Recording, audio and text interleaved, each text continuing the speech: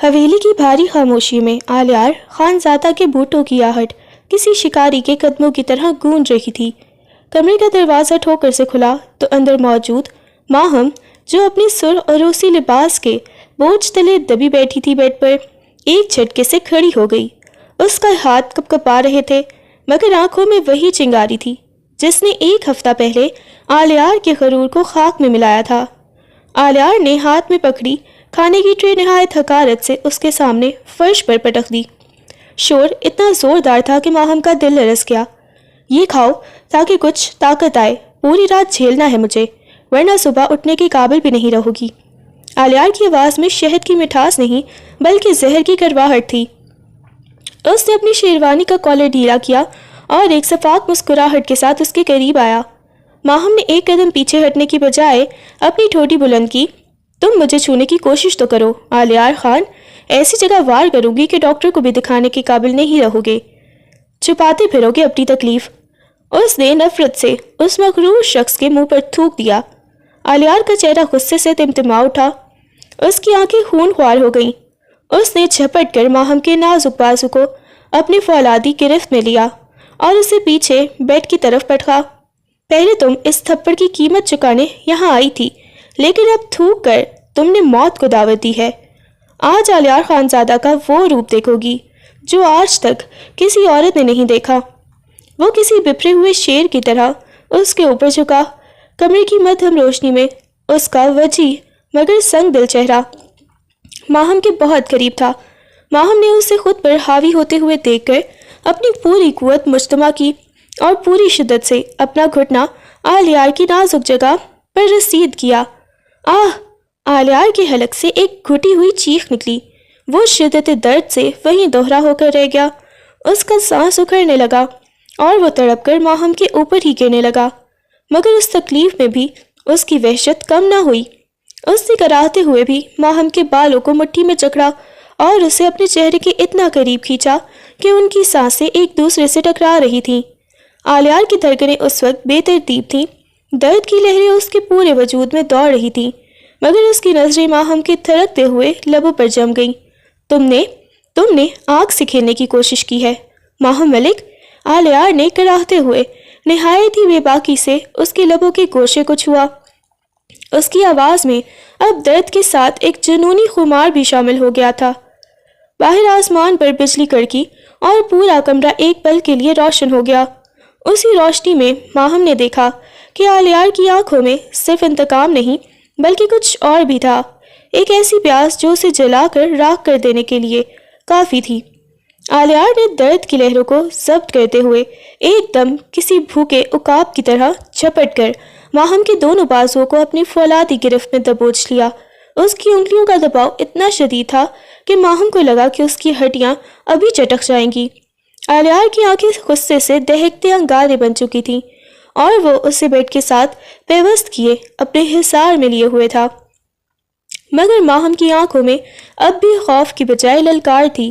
اس نے آلیار کی تپتی ہوئی سانسوں کے درمیان اپنی آواز کو بلند کیا اور زہر آلود لہجے میں بولی، تمہیں کیا لگا تھا آلیار خان کہ میں تمہارے سامنے بھیگی بلی بن کر رہوں گی؟ اس دن پارٹی میں تم نے میری معصوم کزنز کو سب کے سامنے چھیڑ کر اور اس کی تذلیل کر کے اپنا گھٹیا پن کا جو احساس دلایا تھا، میں وہ بھولی نہیں ہوں۔ تمہارا وہ تکبر آج بھی میرے سینے میں آگ بن کر دہک رہا ہے۔ حالات کی ستم ظریفی دیکھو کہ میں آج تمہاری بیوی تو بن گئی ہوں، مگر یاد رکھنا اس رشتے کی آڑ میں تمہاری ناک اور تمہاری اس جھوٹی انا کو خاک میں ملا کر ہی دم لوں گی۔ تم ایک ایک پل تڑپو گے۔ ماہم کی ان سلگتی ہوئی باتوں نے جلدی پر تیل کا کام کیا اور آلیار جو پہلے ہی درد اور اشتعال کی انتہا پر تھا مزید دب گیا۔ اس کے جبڑے سختی سے بھینچ گئے اور ماتھے پر غصے کی رگیں ابھر آئیں۔ اسے لگا جیسے اس کی اپنی ہی چھت کے نیچے کوئی اسے نیچا دکھانے کی جسارت کر رہا ہو۔ اس نے ماہم کے چہرے کی طرف جھکتے ہوئے اپنی گرفت اور زیادہ وحشیانہ کر دی۔ اس کا پورا وجود غصے کی شدت سے تھر تھرانے لگا تھا۔ ماہم لرز اٹھی کیونکہ آلیار نے بھی اپنا گھٹنا شہر کے سب سے مہنگے ہوٹل کا ہال روشنی، خوشبوؤں سے اور اشرفیاں کے کہکہوں سے گونج رہا تھا۔ یہ ایک بزنس ایوارڈز کی تقریب تھی جہاں پر ہر دوسرا چہرہ زیادہ ہی مصنوعی اور پرکشش نظر آنے کی دوڑ میں تھا۔ ہال کے ایک گوشے میں ماہم اپنی 3 کزنز کے ساتھ کھڑی تھی جو اپنی باتوں میں مگن تھی۔ ماہم نے ہلکے آسمانی رنگ کا سوٹ پہنا ہوا تھا جس کی سادگی بھی اس کی شخصیت کو دوسروں سے منفرد بنا رہی تھی۔ ان تینوں کزنز میں سب سے زیادہ ڈرامے باز اور خود پسند عنایا تھی جو ہر 5 منٹ بعد اپنے میک اپ کو آئینے میں چیک کرتی اور یہ سمجھتی کہ ہال میں موجود ہر مرد کی نظر صرف اسی پر ہے۔ اسی دوران ہال کے مرکزی دروازے سے آلیار خان زادہ داخل ہوا، سیاہ 3 پیس سوٹ، ہاتھ میں قیمتی گھڑی اور چہرے پر ایسا تکبر جیسے یہ زمین اس کے قدموں کے ہی لیے بچھائی گئی ہو۔ اس کی آمد نے پورے ہال میں ایک خاموشی سی پیدا کر دی۔ آلیار کی نظریں کسی کو تلاش کر رہی تھیں اور اچانک اس کی سمت ماہم کے گروپ کی طرف ہو گئی۔ وہ وقار سے چلتا ہوا ان کے قریب آیا۔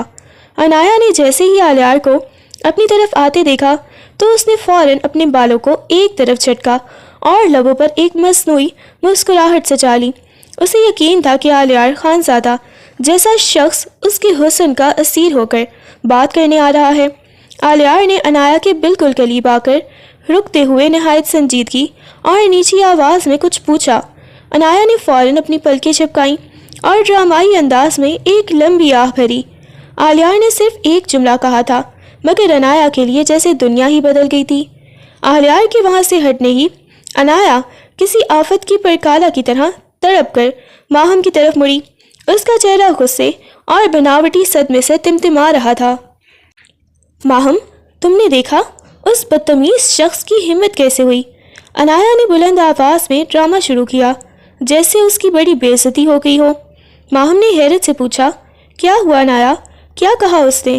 عنایا نے اپنے ہاتھ ہوا میں لہرائے، کہہ رہا تھا کہ اگر آپ کے پاس فارغ وقت ہو تو کیا ہم کہیں اکیلے میں بات کر سکتے ہیں؟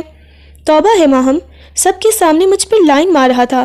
کتنا گھٹیا انسان ہے، سمجھتا کیا ہے خود کو، چھیڑ رہا تھا مجھے۔ عنایا نے بات کو اس طرح نمک مرچ لگا کر پیش کیا کہ ماہم کا پارا ایک دم ہائی ہو گیا۔ ماہم جو پہلے ہی مغرور مردوں سے چڑتی تھی، اسے لگا کہ یہ آلیار خان زادہ اپنی دولت کے نشے میں اس کی بہن کی توہین کر رہا ہے۔ اسے کیا معلوم تھا کہ عنایا کی ڈرامے بازی نے ایک ایسی چنگاری سلگا دی ہے جو بہت جلد ایک بڑے طوفان کی شکل اختیار کرنے والی تھی۔ ماہم کی آنکھوں میں غصے کی لہر دوڑ گئی۔ وہ آلیار خان زادہ کے بارے میں پہلے ہی بہت کچھ سن چکی تھی مگر اپنی کزن کے ساتھ ایسی گھٹیا حرکت اس نے سوچا بھی نہ تھا۔ عنایا مسلسل اپنے دوپٹے کے کونے مروڑتے ہوئے مظلومیت کا ناٹک کر رہی تھی۔ دیکھو تو ماہم سب کے سامنے مجھ سے تنہائی مانگ رہا ہے، کیا میں اسے ایسی لڑکی لگتی ہوں؟ ماہم کا بس نہیں چل رہا تھا کہ اسی وقت اس شخص کا غرور خاک میں ملا دے۔ وہ بنا کچھ سوچے سمجھے غصے میں پیر پٹکتی ہوئی اس سمت بڑھی جہاں آلیار خان زادہ اپنے چند بزنس پارٹنرز کے ساتھ نہایت وقار سے کھڑا کچھ ڈسکس کر رہا تھا۔ آلیار کے ہاتھ میں جوس کا گلاس تھا اور وہ اپنی مخصوص مردانہ وجاہت کے ساتھ ہی ہلکا سا مسکرا کر بات کر رہا تھا مگر اس کی مسکراہٹ ماہم کو تپانے کے لیے کافی تھی۔ مسٹر آلیار خان زادہ، ماہم کی کڑکدار آواز نے اس کے ارد گرد موجود لوگوں کو چونکا دیا۔ آلیار نے بہت آہستگی سے سر گھمایا۔ اس کی گہری عقابی نظریں ماہم کے غصے سے سرخ چہرے پر ٹھہری۔ اس نے ایک آبرو اچکا کر نہایت ہی تحمل سے پوچھا، جی مس، کیا میں آپ کو جانتا ہوں؟ جاننے کی ضرورت بھی نہیں ہے۔ ماہم اس کے بالکل قریب آ کر کھڑی ہوئی۔ اس کا سانس پھول رہا تھا۔ اپنی دولت اور اس جاہ و جلال کو اپنے گھر کی زینت بنائے۔ خواتین سے بات کرنے کا سلیقہ سیکھے۔ ہماری شرافت کو ہماری کمزوری سمجھنے کی غلطی ہرگز مت کیجیے گا۔ آلیار کے لبوں پر ایک طنزیہ مسکراہٹ ابھری۔ اس نے گلاس قریب پڑی میز پر رکھا اور ایک قدم ماہم کی طرف بڑھا جس سے ماہم کو اس کے مہنگے پرفیوم کی خوشبو کے ساتھ ساتھ اس کے قد آور وجود کا دباؤ محسوس ہوا۔ بڑی ہمت ہے آپ میں جو سب کے سامنے مجھ پر چلا رہی ہیں، مگر کیا میں جان سکتا ہوں کہ یہ بلا وجہ کا لیکچر کس خوشی میں دیا جا رہا ہے؟ بلا وجہ؟ ماہم نے دور کھڑی عنایا کی طرف اشارہ کیا جو اب سہمے ہوئے اور ڈرامہ کر رہی تھی۔ میری بہن کو اکیلے میں ملنے کی دعوت دینا اور اسے چھیڑنا آپ کی نظر میں معمولی بات ہوگی، مگر میرے لیے یہ آپ کی گھٹیا پن کا ثبوت ہے۔ آلیار کی نظریں ایک لمحے کے لیے عنایا پر گئیں اور پھر واپس ماہم کی سلگتی آنکھوں میں گڑ گئیں۔ اسے سمجھ آ گیا تھا کہ اس ڈرامے باز لڑکی نے کیا کھچڑی پکائی ہے، مگر آلیار خانزادہ وضاحتیں دینے کا عادی نہیں تھا۔ اس نے ماہم کے چہرے کے قریب جھک کر نہایت پست مگر خطرناک آواز میں کہا، اگر میں نے واقعی اسے چھیڑا ہوتا تو وہ یہاں کھڑی شکایت نہ کر رہی ہوتی، بلکہ اب تک میرے ساتھ کہیں جا چکی ہوتی۔ یہ جملہ ماہم کے صبر کا آخری بند توڑنے کے لیے کافی تھا۔ اس سے پہلے کہ آلیار اپنا جملہ مکمل کرتا یا کوئی کچھ سمجھ پاتا، فضا میں ایک زوردار گونج پیدا ہوئی۔ چٹاخ! پورے ہال میں سناٹا چھا گیا۔ آلیار خانزادہ کا چہرہ ایک طرف مڑ گیا تھا اور اس کے گولے گال پر ماہم کی انگلیوں کے نشان ابھرنے لگے تھے۔ وہاں موجود ہر شخص کی سانس حلق میں اٹک گئی تھی۔ آلیار نے بہت آہستہ سے اپنا ہاتھ اپنے گال پر رکھا اور پھر سر اٹھا کر ماہم کو دیکھا۔ اس وقت اس کی آنکھوں میں جو رنگ تھا وہ غصہ نہیں بلکہ ایک ایسی ہولناک تباہی کا پیش خیمہ تھا جس کا اندازہ ماہم کو ابھی نہیں تھا۔ ہال میں موجود ہر شخص جیسے پتھر کا ہو گیا تھا۔ سب کی آنکھیں حیرت سے پھیلی ہوئی تھی اور زبانیں گنگ تھیں۔ کسی کے وہم و گمان میں بھی نہیں تھا کہ شہر کا سب سے طاقتور اور مغرور شخص آلیار خانزادہ بھری محفل میں ایک لڑکی کے ہاتھوں تھپڑ کھا کر خاموش رہ جائے گا۔ ہر کوئی توقع کر رہا تھا کہ ابھی آلیار دھاڑے گا، زمین و آسمان ایک کر دے گا، مگر اس نے کچھ نہیں کہا۔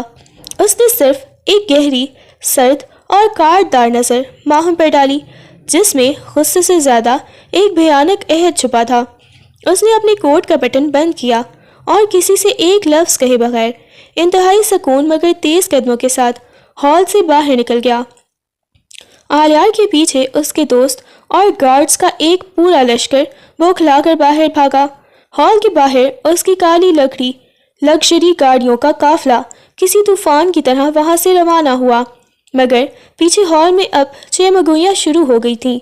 ماہم ابھی بھی وہی غصے میں ہانپ رہی تھی کہ ان کی ایک دوست زویا بدحواسی میں بھاگتی ہوئی اس کے پاس آئی اور اس کا بازو پکڑ کر اسے ایک طرف کھینچا۔ پاگل ہو گئی ہو کیا ماہم؟ تمہارا دماغ تو ٹھیک ہے؟ تمہیں پتہ بھی ہے تم نے کس سے تھپڑ مارا ہے؟ زویا کی آواز خوف سے تھر تھرا رہی تھی۔ اس کے چہرے کا رنگ اڑ چکا تھا۔ ماہم نے اسے جھٹک کر کہا، کوئی بھی ہو زویا، اسے تمیز نہیں تھی، میں نے سکھا دی۔ تمیز؟ تم نے اپنی موت کو دعوت دی ہے ماہم، زویا نے چلا کر کہا۔ وہ آلیار خانزادہ ہے، وہ انسان نہیں، ایک چلتا پھرتا طوفان ہے۔ وہ بدلہ نہیں لیتا، وہ تباہ کر دیتا ہے۔ وہ ویل چیئر پر بیٹھے باپ کی اکلوتی اولاد ہے جس کے ایک اشارے پر اس شہر کا نظام الٹ پلٹ ہو جاتا ہے۔ تم نے اسے سب کے سامنے ذلیل کیا ہے، وہ تمہیں کبھی نہیں چھوڑے گا۔ اب انایا کا ڈرامہ بھول جاؤ اور اپنی فکر کرو، کیونکہ خانزادہ کا غصہ اب تمہارے گھر کی دہلیز تک پہنچنے میں دیر نہیں لگائے گا۔ زویا کی باتوں میں ماہم کے دل میں پہلی بار ایک انجانی سی سنسنی پیدا کر دی، مگر اس کا غرور اب بھی اسے جھکنے کی اجازت نہیں دے رہا تھا۔ اسے کیا معلوم تھا کہ آلیار کی یہ خاموشی اس طوفان سے پہلے کا سکون ہے جو بہت جلد اس کی پوری زندگی کو اپنی لپیٹ میں لینے والا تھا۔ آلیار خانزادہ کسی زخمی شیر کی طرح اپنے پرتعیش پینٹ ہاؤس میں داخل ہوا۔ اس کے چہرے کی سختی دیکھ کر باہر موجود گارڈز کی ہمت نہ ہوئی کہ کوئی اندر قدم رکھے۔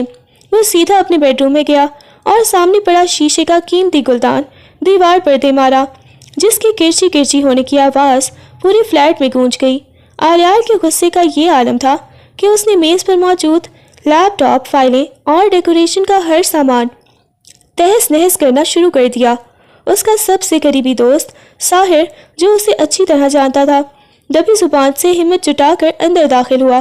کمرے کی حالت دیکھ کر ساحر کی آنکھیں پھیل گئیں۔ او بھائی، یہاں تو لگتا ہے تیسری عالمی جنگ شروع ہو چکی ہے۔ ساحر نے ماحول کو تھوڑا ہلکا کرنے کی کوشش کی، مگر آلیار کا چہرہ اب بھی تمتما رہا تھا۔ ساحر اس کے قریب آیا اور حیرت بھرے لہجے میں پوچھا، یار آلیار، مجھے تو ابھی تک یقین نہیں آ رہا، سب کے سامنے اس لڑکی نے تم پر ہاتھ اٹھایا اور تم نے اسے کچھ بھی نہیں کہا۔ مجھے تو حیرت ہو رہی ہے کہ تم وہاں سے خاموشی سے کیوں چلے آئے۔ آلیار نے خون خوار نظروں سے ساحر کو دیکھا۔ مگر ساحر اپنی عادت سے مجبور ہو کر شرارتی انداز میں مسکرایا۔ کہیں ایسا تو نہیں کہ وہ زبردست سی کڑی تمہیں پہلی نظر میں پسند آ گئی ہو، تبھی تم نے اپنی سائڈ سافٹ کر لی۔ یہ سننا تھا کہ آلیار کا پارا ایک دم شوٹ کر گیا۔ اس نے قریب بڑا ایک دوسرا بھاری گلدان پوری قوت سے ساحر کی طرف اچھالا۔ ساحر نے بال بال بجتے ہوئے سر جھکایا۔ گلدان اس کے سر کے اوپر سے گزر کر پیچھے دیوار سے ٹکرا کر پاش پاش ہو گیا۔ ساحر کا رنگ فک ہو گیا۔ اسے اندازہ ہوا کہ اس بار آلیار کا غصہ مذاق کی حد سے کہیں آگے نکل چکا ہے۔ آلیار، پاگل ہو گئی ہو کیا؟ میں تو سچ میں مر جاتا ابھی، ساحر نے ہانپتے ہوئے کہا۔ اس کی فنی باتیں اب غائب ہو چکی تھی، مگر آلیار اس کی بات سنے بغیر ہی کھڑکی کی طرف منہ مڑ گیا تھا اور باہر پھیلے شہر کی روشنیوں کو دیکھنے لگا۔ اس کی خاموشی میں ایک ایسی وحشت تھی جو ساحر کو پریشان کر رہی تھی۔ ساحر کو لگا کہ آلیار صرف غصے میں نہیں ہے، بلکہ اس کے ذہن میں کوئی بہت گہرا اور ہولناک منصوبہ چل رہا ہے۔ آلیار نے اپنی سرد اور کھردری آواز میں ساحر کو مخاطب کیا۔ اس لڑکی ماہم ملک کے بارے میں مجھے صبح تک ایک ایک تفصیل چاہیے۔ وہ کہاں رہتی ہے، کیا کرتی ہے، اس کی کمزوری کیا ہے، سب کچھ میرے ٹیبل پر ہونا چاہیے۔ ساحر نے ایک گہرا سانس لیا اور سر ہلایا۔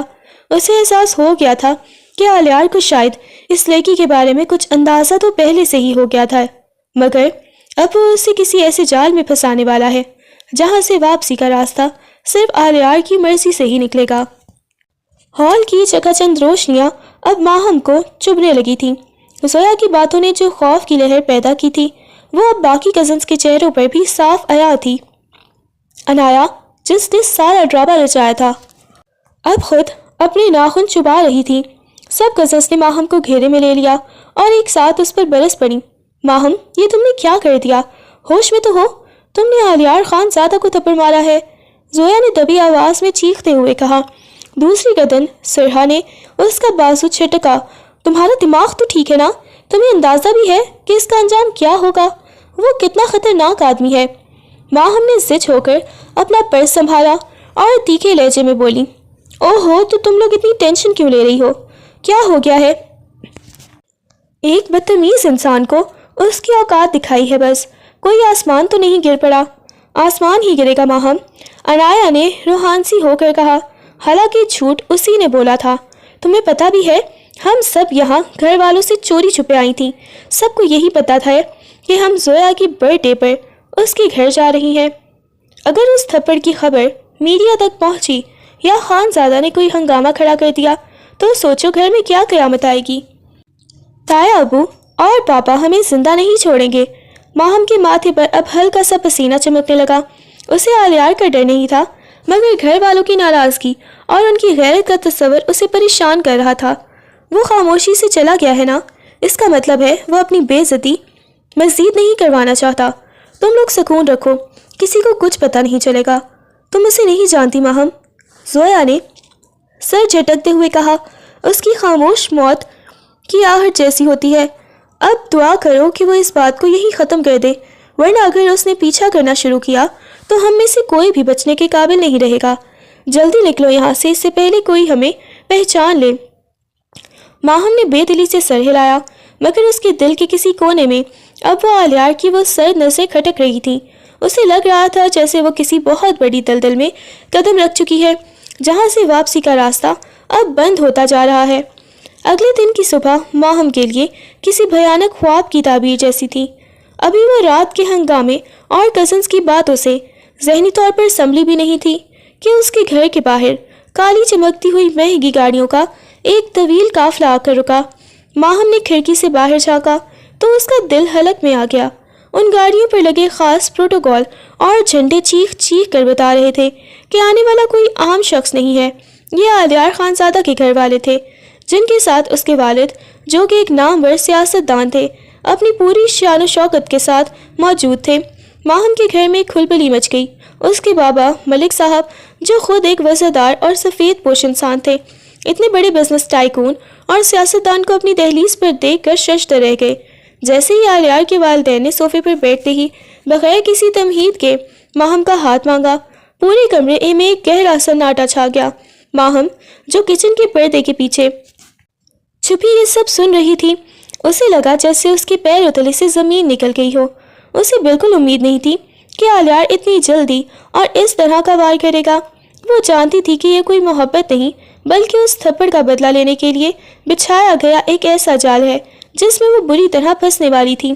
آلیار کے والد کا روپ اور ان کی سیاسی حیثیت دیکھ کر گھر والے حیران رہ گئے تھے کہ اتنے بڑے خاندان سے اچانک رشتہ کیوں آ گیا، مگر سب سے عجیب رد عمل ماہم کے باپ کا تھا۔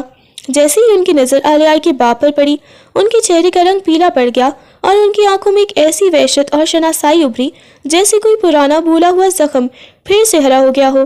ان کا ہاتھ ہلکا سا کانپا جسے انہوں نے فوراً چھپانے کی کوشش کی، مگر ان کی عجیب سا ریاکٹ کرنا ماہم سے چھپا نہ رہ سکا۔ ایسا لگ رہا تھا جیسے ان دونوں خاندانوں کا کوئی ایسا ماضی یا لینا دینا ہے جو ابھی تک سب سے پوشیدہ تھا۔ ماہم کا دل زور زور سے دھڑک رہا تھا۔ وہ ڈر کے مارے کانپ رہی تھی کہ اگر اس نے انکار کیا تو آلیار اسے تباہ کر دے گا، اور اگر اقرار کیا تو وہ اسے زندہ جلا دے گا۔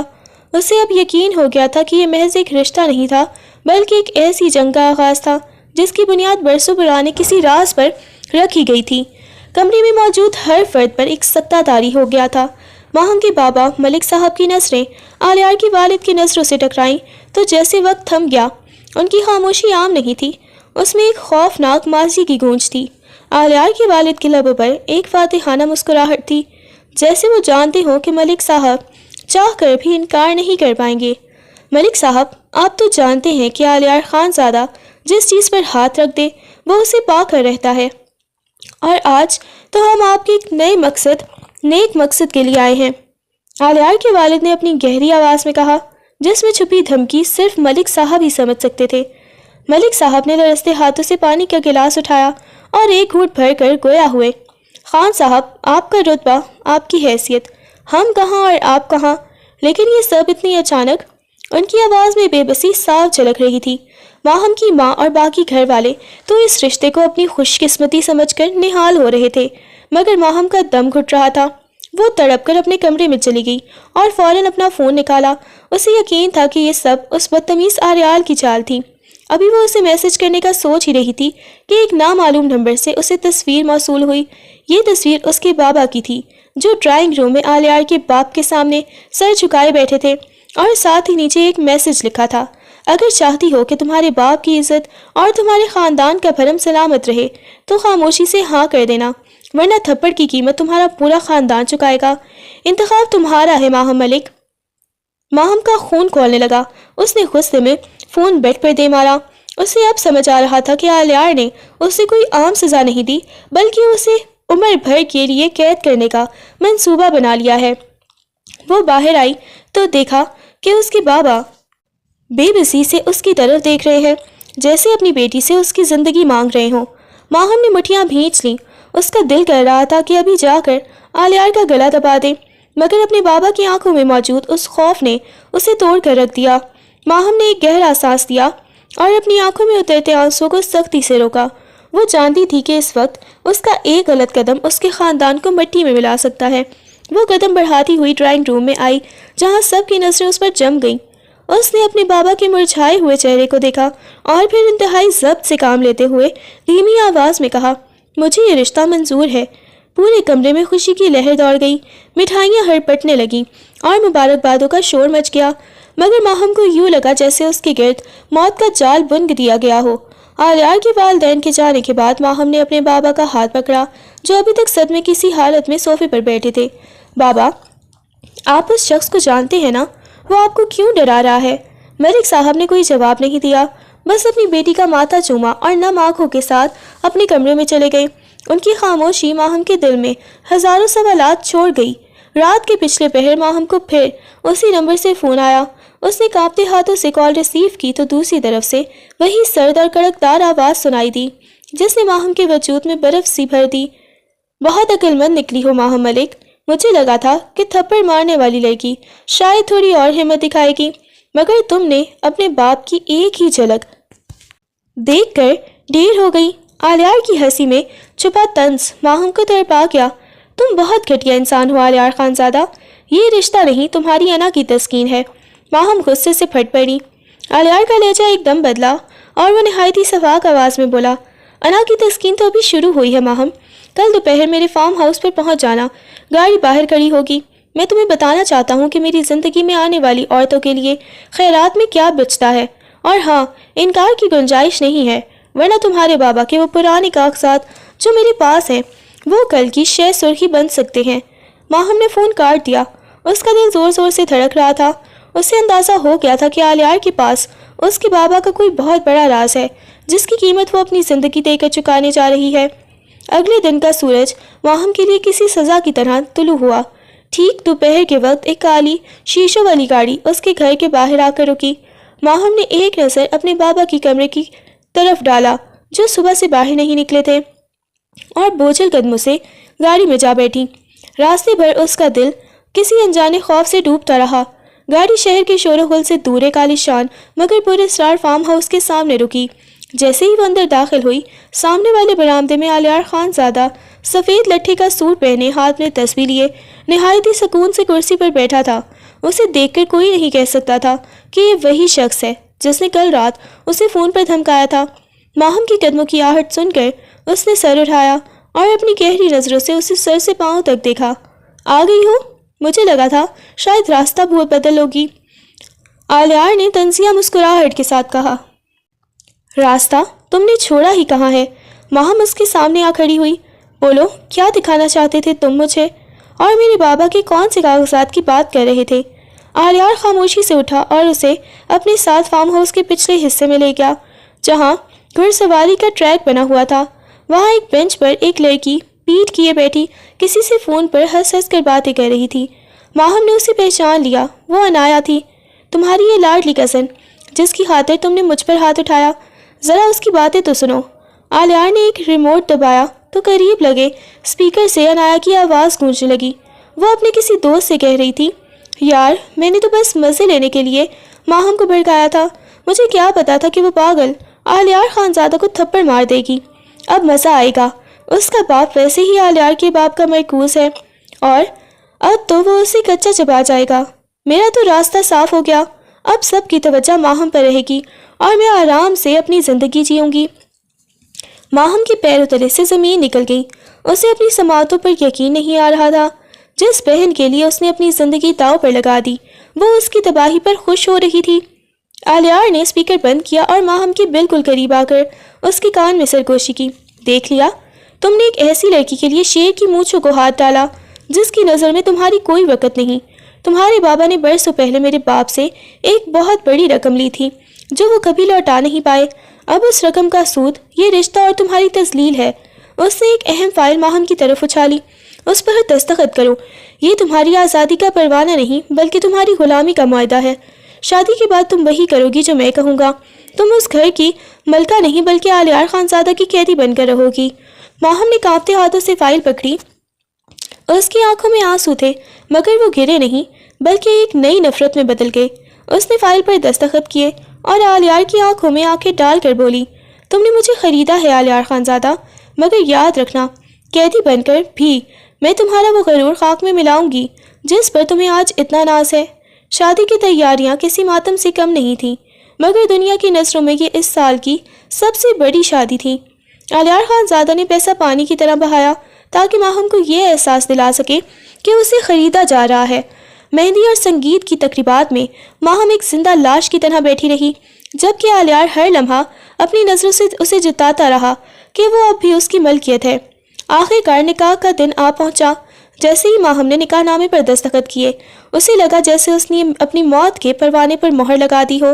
رخصتی کے وقت اس کے بابا نے اس کا سر چوما۔ ان کی آنکھوں میں وہ پچھتاوا اور خوف آج بھی برقرار تھا مگر وہ مجبور تھے۔ جب ماہم کو آلیار کی عظیم الشان حویلی میں لایا گیا تو وہاں کی فضا میں اسے خوشبو کے بجائے گھٹن محسوس ہو رہی تھی۔ اسے اس کمرے میں بٹھا دیا گیا جو آج سے اس کا قید خانہ تھا۔ تھوڑی دیر بعد بوٹوں کی وہی مخصوص آہٹ سنائی دی جس سے ماہم اب واقف ہو چکی تھی۔ آلیار کمرے میں داخل ہوا۔ اس کے ہاتھ میں کھانے کی ایک ٹرے تھی۔ اس نے ٹرے کو بیڈ کے پاس والے ٹیبل پر رکھنے کی بجائے حقارت سے ماہم کے پاؤں کے پاس فرش پر پھینک دیا۔ یہ کھاؤ تاکہ کچھ طاقت آئے، پوری رات جھیلنا ہے مجھے ورنہ صبح اٹھنے کے قابل بھی نہیں رہو گی۔ آلیار نے نفرت سے کہا اور اپنی شیروانی اتار کر کرسی پر پھینکی۔ اس کے لہجے کی غلاظت نے ماہم کے تن بدن میں آگ لگا دی۔ माहम एक झटके से खड़ी हुई। उसका सुर्ख चूड़ा और भारी जेवर उसकी ढाल बन गए। उसने आलियार की आंखों में आंखें डालकर कहा, तुम मुझे छूने की कोशिश की भी तो आलियार खान ऐसी जगह वार करूंगी कि डॉक्टर को भी दिखाने के काबिल नहीं रहोगे, छुपाते फिरोगे अपनी तकलीफ। और फिर उसने वो किया जिसकी तवक्का आलियार को नहीं थी। उसने नफरत से उस मखरूर शख्स के चेहरे पर थूक दिया। आलियार का चेहरा गुस्से से भयानक हो गया। उसने झपट कर माहम के बाजू से पकड़ा और उसे पीछे पेट की तरफ पटका। पहले तुम इस थप्पड़ की कीमत चुकाने यहाँ आई थी, लेकिन अब थूक कर तुमने बहुत गलत किया है। आज आलियार खानजादा का वो रूप देखोगी जो आज तक किसी औरत ने नहीं देखा। आलियार वहशत से उसके करीब झुका हुआ, मगर माहम ने हार नहीं मानी। जैसे ही आलियार उस पर झुका, माहम ने अपनी पूरी ताकत जमा की और अपना घुटना पूरी कुव्वत से उसकी नाजुकी पर रसीद किया। आलियार के हलक से एक दर्दनाक चीख निकली और वो वहीं तड़प कर रह गया। शिद्दत दर्द से उसकी आंखों के सामने अंधेरा छाने लगा। वो तवाज़ुन बरकरार ना रख सका और गिरते गिरते भी उसने माहम के बालों को मुट्ठी में जकड़ लिया। उसका चेहरा माहम के लबों के बिल्कुल करीब था। दोनों की सांसें एक दूसरे में उलझ रही थीं। आलियार की धड़कनें उस वक्त बेतरतीब थीं, मगर उसकी आंखों में अब गुस्से के साथ साथ एक अजीब सा जुनून उभर आया था। आलियार दर्द की शिद्दत से कराहता हुआ माहम के बिल्कुल करीब ऊपर झुक गया। उसका भारी वजूद और मर्दाना वजाहत माहम को अपने हिसार में लिए हुए थी। आलियार के चेहरे की सख्ती और उसकी घनी मूंछों की चुभन माहम को अपने गाल पर महसूस हो रही थी, जो उसके लिए किसी सजा से कम न थी। इस कदर करीब होने के बावजूद माहम की जुबान की कैंची अब भी चल रही थी। उसने तीखी नजरों से आलियार की तकलीफ से निढाल चेहरे को देखा और एक तंजिया मुस्कुराहट के साथ बोली, क्यों आलियार खानजादा, सुना था खानजादा खानदान के मर्द पत्थर के बने होते हैं। आप तो जरा सी चोट पर ही मोमबत्ती की तरह पिघल कर मेरे कदमों में आ गिरे। कहीं ऐसा तो नहीं कि आपका गुरूर आपकी जान से भी ज्यादा नाजुक निकला। आलियार ने दांत पीसते हुए अपनी गिरफ्त उसके बालों पर मजीद सख्त की। दर्द की लहरें अभी भी उसके वजूद को झटके दे रही थी, मगर उसने हार न मानी। उसने माहम की आंखों में आंखें डालकर एक जहरीला तंज उछाला, गरूर की फिक्र तुम ना करो माहम मलिक, मेरी मूंछों की ये चुभन तुम्हें अब तुम्हारी औकात याद दिलाने के लिए काफ़ी है। अभी तो सिर्फ मेरे साए का बोझ पड़ा है तुम पर, और तुम्हारी जुबान इतनी लंबी हो रही है, कहीं ऐसा ना हो कि सुबह तक तुम्हारी ये बोलती हमेशा के लिए बंद कर दूं। उसने एक गहरा सांस लिया और उसके कान के करीब होकर सरगोशी की। तुम्हें क्या लगा था कि तुम मुझे गिरा कर जीत जाओगी? अभी तो खेल शुरू हुआ है। मैं वो खिलाड़ी हूँ जो बारी हादी हुई बाजी को भी अपने नाम करना जानता है, चाहे उसके लिए मुझे तुम्हारे इस खूबसूरत चेहरे को आंसुओं से धोना ही क्यों ना पड़े। माहम ने हकारत से अपना रुख मोड़ा, मगर आलियार का तपता हुआ वजूद उसे यह एहसास दिला रहा था कि ये रात इतनी जल्दी ख़त्म होने वाली नहीं थी। आलियार ने अपना चेहरा माहम के कान के बिल्कुल करीब कर दिया।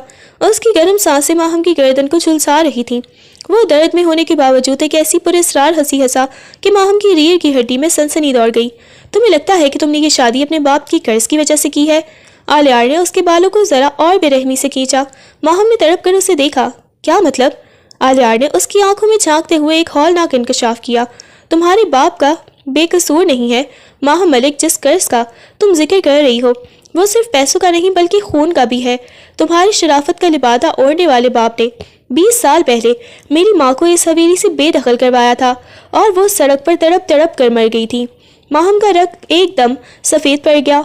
उसे लगा जैसे किसी ने उसके सर पर ठंडा पानी डाल दिया हो। तुम झूठ बोल रहे हो, मेरे बाबा ऐसा कभी नहीं कर सकते। झूठ? आलियार ने तंज से कहा और अपनी जेब से एक पुरानी मुड़ी तुड़ी तस्वीर निकाली जिसमें उसका बाप और माहम के बाबा किसी जेल के बाहर खड़े थे, मगर उनके चेहरे पर एक गहरा राज था। ये निकाह रिश्ता नहीं है, ये वो कैद खाना है जिसमें तुमने अपने बाप के गुनाहों का कफारा अदा करोगी।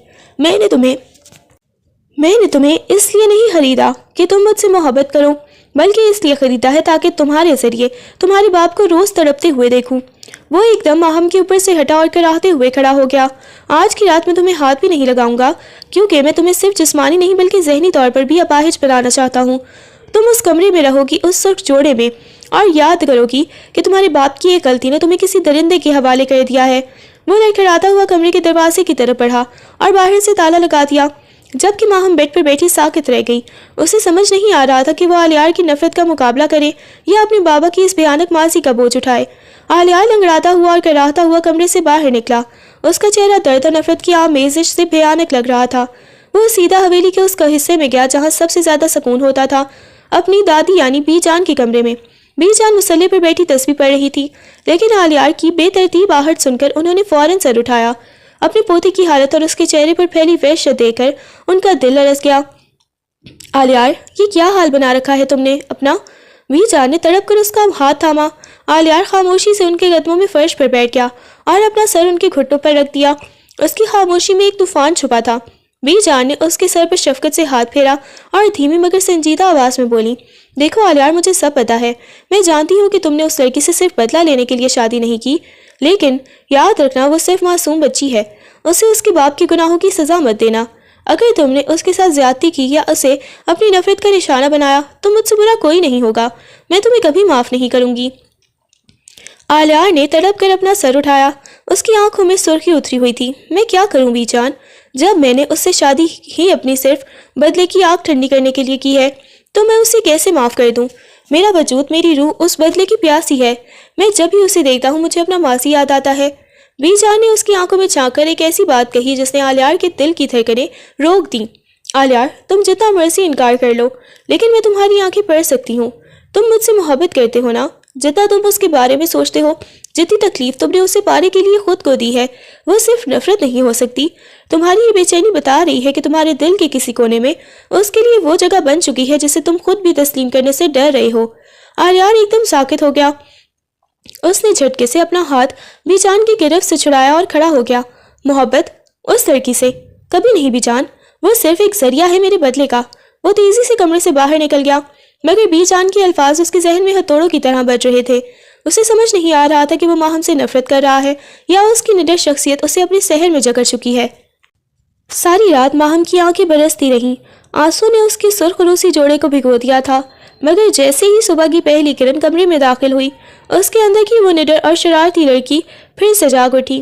اس نے اپنے دوپٹے کے پلو سے بے دردی سے اپنے آنسو صاف کیے اور خود کو آئینے میں دیکھ کر ایک عزم کیا کہ وہ رو کر اس مغرور خانزادہ کی جیت کا جشن نہیں منانے دے گی۔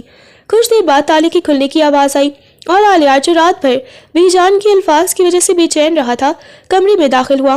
اس کے چہرے پر وہی مصنوعی سختی تھی، مگر آنکھوں کے گرد سیاہ حلقے بتا رہے تھے کہ وہ بھی سو نہیں سکا۔ اس نے باہر کو بیڈ پر پرسکون بیٹھے دیکھا تو تجزیہ لہجے میں بولا، واہ، مجھے لگا تھا یہاں آنسوؤں کا دریا بہہ رہا ہوگا، مگر تم تو ایسے بیٹھی ہو جیسے کسی پکنک کی تیاری کر رہی ہو۔ لگتا ہے تمہارے باپ نے تمہیں صرف تھپڑ مارنا نہیں بلکہ بے شرمی بھی اچھی طرح سکھائی ہے۔ ماہم نے ایک دم کھڑے ہو کر اسے تیکھی نظروں سے دیکھا اور تڑاق سے جواب دیا، اور لگتا ہے آپ کی دادی نے آپ کو شرافت سکھانے کی بہت کوشش کی، مگر خون ہی خراب تھا تو وہ کیا کرتی؟ آپ کا چہرہ بتا رہا ہے کہ رات بھر کسی جن نے آپ کی پٹائی کی ہے، ورنہ اتنے بڑے خانزادہ کے چہرے پر اتنی بارہ کیوں بچ رہے ہوتے؟ آلیار کا پارا ایک دم شوٹ کر گیا۔ تمہاری زبان بہت زیادہ چلنے لگی ہے ماہم ملک، اسے لگام دینا مجھے اچھی طرح آتا ہے۔ وہ غصے میں اس کی طرف بڑھا، مگر ماہم بھی پیچھے ہٹنے والوں میں سے نہیں تھی۔ اس نے چیلنج بھری نظروں سے اسے دیکھا، لگام تو گھوڑوں کو دی جاتی ہے آلیار خان، اور میں کوئی پالتو جانور نہیں ہوں۔ بات بڑھتے بڑھتے ہاتھا پائی تک پہنچ گئی۔ آلیار نے جیسے ہی اسے اپنے بازو سے پکڑ کر جھڑکنا چاہا، ماہم نے آؤ دیکھا نہ تاؤ اپنی پوری طاقت سے اچھل کر آلیار کے گھنے بالوں کو اپنی دونوں مٹھیوں میں جکڑ لیا اور انہیں بے دردی سے کھینچنے لگی۔ چھوڑو میرے بال، بدتمیز لڑکی، کیا کہہ رہی ہو؟ آلیار درد اور حیرت کے مارے چلایا۔ وہ اس اچانک حملے کے لیے تیار نہیں تھا۔ نہیں چھوڑوں گی، بڑے آئے مجھے اوقات یاد دلانے والے۔ اب میں تمہیں بتاتی ہوں کہ جنگلی بلی جب اپنے پر آتی ہے تو کیا کرتی ہے۔ ماہم نے اس کے بال مزید زور سے کھینچے۔ آلیار نے تڑپ کر اس کی کلائیاں پکڑی تاکہ اپنی جان چھڑوا سکے۔ چھوڑو میرے بال، تم پاگل ہو گئی ہو، اے جنگلی بلی، میرے بال چھوڑو نا، ورنہ کیا؟ ماہم نے اسے گھسیٹتے ہوئے کہا۔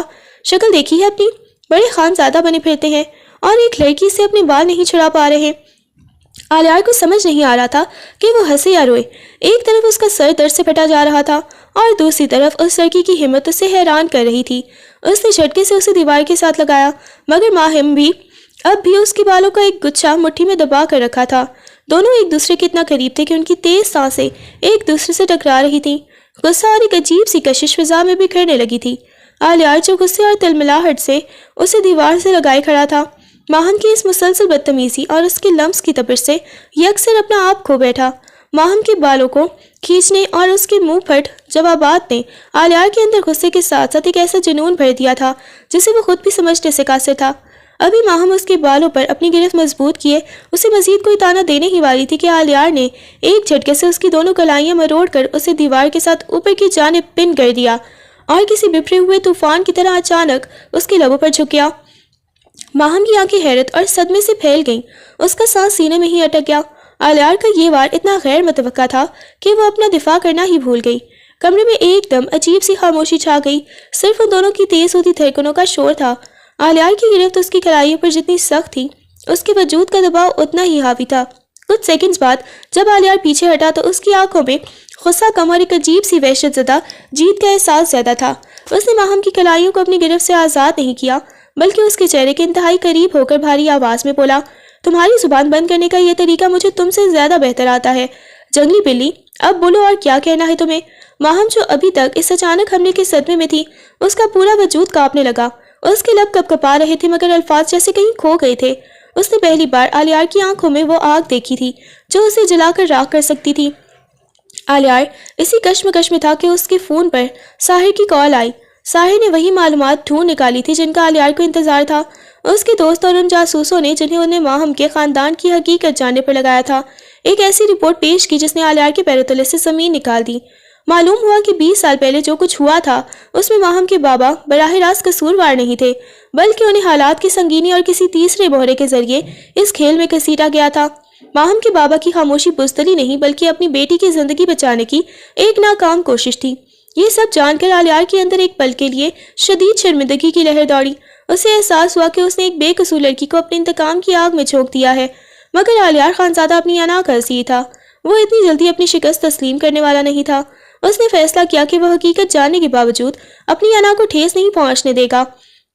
اس کا رویہ حویلی کے باقی افراد اور ماہم کے گھر والوں کے ساتھ اچانک بدل گیا۔